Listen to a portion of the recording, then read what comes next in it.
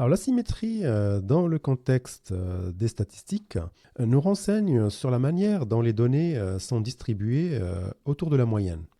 Alors, une asymétrie nous dit si la courbe de distribution penche plus d'un côté que de l'autre. Une valeur d'asymétrie supérieure à 0 nous montre que la queue de distribution s'étend plus loin vers les valeurs élevées, ce qu'on appelle une asymétrie positive. Je vous montrerai tout ça dans des graphiques exemples. Donc, inversement, une valeur inférieure à 0 indique une queue de distribution qui s'étire vers les valeurs basses, donc ce qui caractérise une asymétrie négative. Alors pourquoi la symétrie, donc le coefficient de symétrie, est important?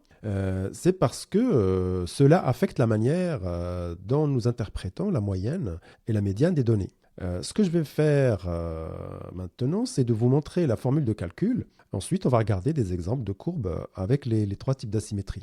Alors voici donc la fameuse formule de calcul de la symétrie. Donc on a donc un facteur, enfin 1 sur n, donc n étant le nombre total d'observations de la population.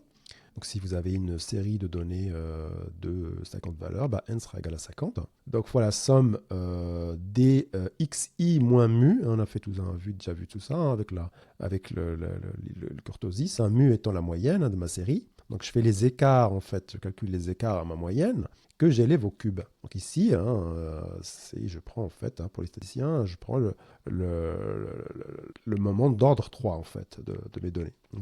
Donc, et au dénominateur, j'ai un sigma cube, avec sigma étant l'écart type de la population.